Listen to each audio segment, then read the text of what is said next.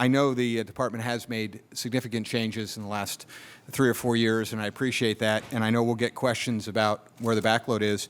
My specific question is, it's my understanding that DEP remains one of the only departments in the state that doesn't use outside third-party reviewers.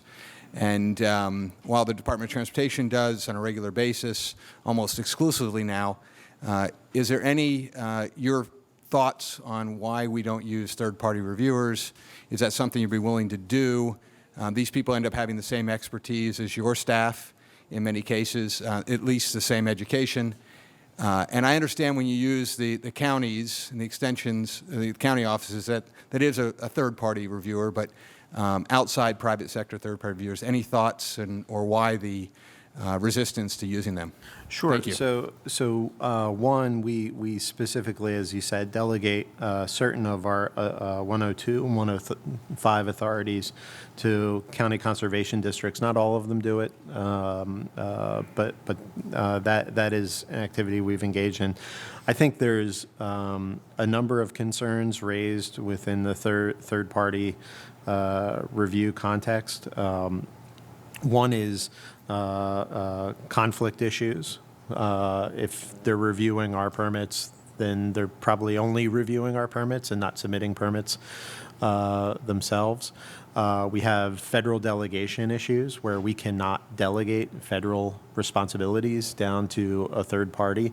And a lot of our permits, most of our permits, engender federal air quality, federal water quality, Federal Resource Conservation and Recovery Act requirements.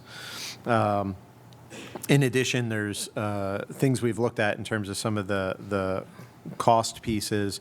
There's I know I've seen versions of this where the fee goes toward the third-party reviewer. In some cases, for the reviewer, frankly, that's a really, really good deal. We talked about oil and gas.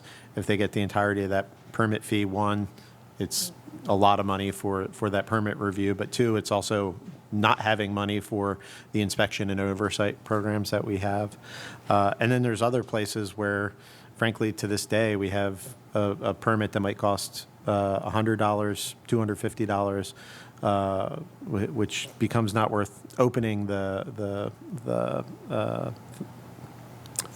envelope that it arrives in, right, or the email it arrives in. And so there's a number of concerns. I think the thing we focus on is, one, making sure we have good process, training, IT, management support for our staff, and then two, that we have the right level and mix of staff to make sure that we can move those permits. Thank you, Mr. Secretary. One follow-up. Would you consider, because I've talked to people who are actually submitting the permit applications, they'd be willing to pay a higher fee, and maybe some of that goes to the reviewer and some stays in your department. But as you know, time is money, and perhaps they would be willing. What they're telling me is they'd be willing to pay a higher fee to get their permit done in an expedited fashion. So I'd appreciate you looking into that, and thank you for your time today. Thank you, Mr. Chairman.